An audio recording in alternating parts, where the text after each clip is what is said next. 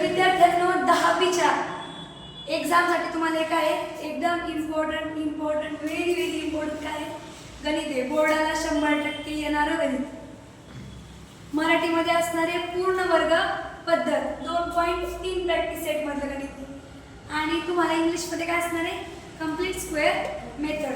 कळालं? आता आपण पहिल्या गणित घेतले व्हॅल्यू काय होऊ शकते इथं चेंज होऊ शकते पण मेथड काय राहणार आहे हीच राहणार आहे. मेथड चेंज होणार नाही.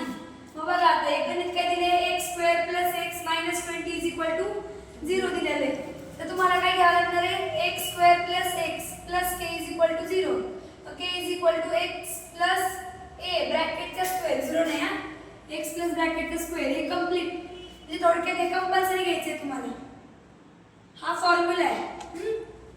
मग आता हे आहे तसंच याचा काय केला आपण सॉल्व केलं ब्रॅकेट तर काय होतं a² + 2ab + b चा स्क्वेअर म्हणजे इथं काय झालं x² + 2ax आणि a चा काय होईल इथं स्क्वेअर होईल.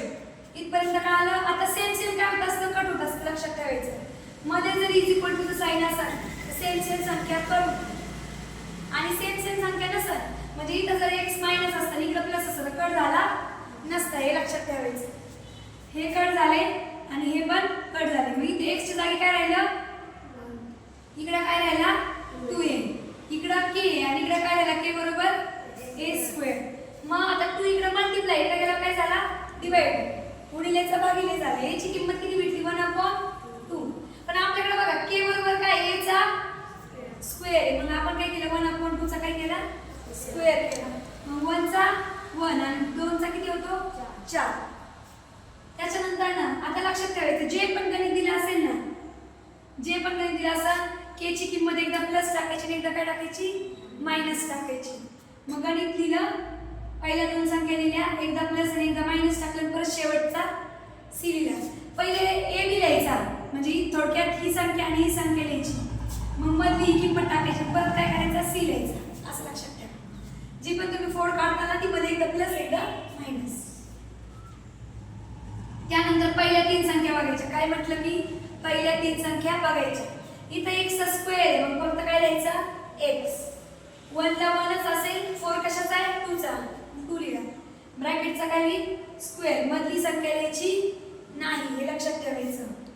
आणि त्यानंतर ना परत काय करायचं हे दोघांचं आता हे दोघांचं बघायचं राहिलेल्या 2 संख्येचं. आता इथं मायनस मध्ये काय टाकले मी प्लस इथं मायनस लिहिलाय 1 नी 1 ला गुणलं 1च 4 × 20 किती आलं 80 आणि 4 × 4च.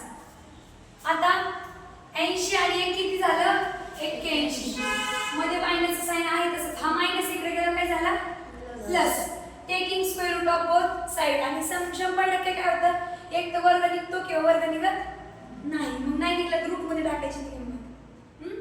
आता 81 कशाचा आहे 9 चा आणि 4 कशाचा आहे 2 चा. याचं काय केलं स्क्वेअर काढून टाकला. मग x + 1/2 = एकदा प्लस लिहायचं असते एकदा मायनस लिहायचं असं कंपल्सरी. काय म्हटले मी कंपल्सरी. मग आता एकदा -9 लिहिला आणि एकदा +9 लिहिला.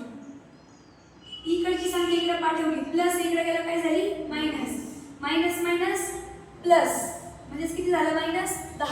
मोठ्या संख्येचं चिन्ह राहणार 10/2 बे कमी बे पंचे 10 म्हणजेच 2 5 = 10 -5 आलं.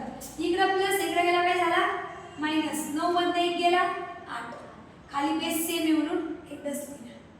बे कमी बे चौक 8 x ची किंमत किती आली 4 आणि 100% म्हणते आम्ही गणित येणार व्हॅल्यू बदलू शकता पण गणित हेच आहे ना. अशाच मेथडने सॉल्व्ह